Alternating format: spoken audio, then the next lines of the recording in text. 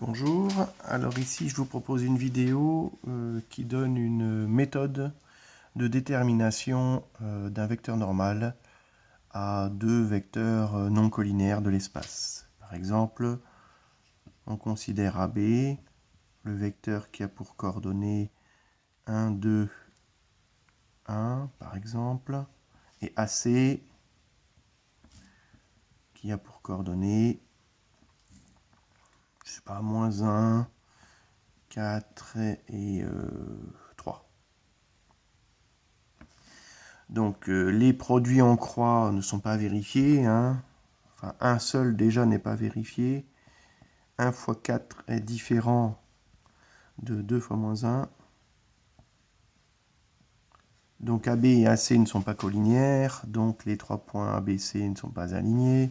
Donc ils engendrent un plan. Et ce plan, il admet au moins un vecteur normal. Et même une infinité.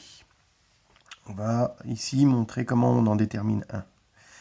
On note n, ses coordonnées, enfin, on note n le vecteur normal et x, y, z ses coordonnées, vecteur normal que l'on cherche. Il est orthogonal à AB et à AC, donc le produit scalaire est nul. N scalaire AB égale 0. Et aussi n scalaire AC égale 0. D'accord? Ça se traduit ici par le système suivant. X plus 2y plus z égale 0. On a appliqué x prime plus y prime plus z prime égale 0 avec AB et n. On fait la même chose pour AC et n. Ça va nous donner moins x plus 4y plus 3z égale 0. Et ici, contrairement à ce que je vois parfois dans les copies, ou ce que je peux entendre, on ne décide pas z égale 1. Parce qu'on ne sait pas. Peut-être qu'il vaut 0. On peut essayer de démontrer qu'il est non nul. C'est une méthode. Et après, décider qu'il peut valoir 1, puisque tous les vecteurs normaux sont collinaires. Donc, il y en aura un qui aura une certaine longueur pour la troisième coordonnée, si toutefois elle n'est pas nulle. Ok. Mais encore, il faut démontrer qu'elle n'est pas nulle. Je dis, il n'y a pas besoin de ça. On considère, par exemple, que z est un paramètre. Et on le met de l'autre côté. Notre système devient x plus 2y égale moins z. Et moins x plus 4y égale moins 3z. Et la suite va consister à résoudre ce système d'inconnus x et y avec z comme paramètre. Les deux égalités, elles s'ajoutent et elles permettent de faire disparaître x directement. Ça nous donne 6y égale moins 4z. Et puis, je recopie la plus simple des deux équations, la première, x plus 2y égale moins z. On divise par 6, on obtient directement y égale moins 4 sixièmes de z,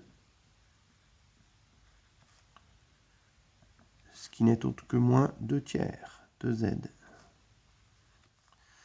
On reporte ici, ça fait x égale moins z, moins 2y, c'est-à-dire plus 4 tiers de z. Finalement, on obtient x égale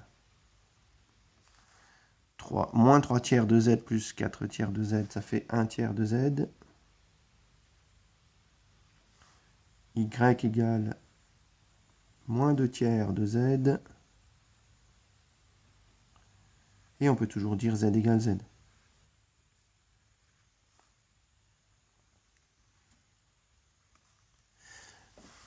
Maintenant, choisissons par exemple z égale 3. Ici, je peux le choisir, hein, parce que j'ai vu qu'il était non nul. Donc pour z égale 3, qu'est-ce qu'on obtient? X égale 1, y égale moins 2 et z égale 3. Donc n, qui a pour coordonnées 1, moins 2, 3, est un vecteur normal. Un vecteur normal au plan ABC. ABC.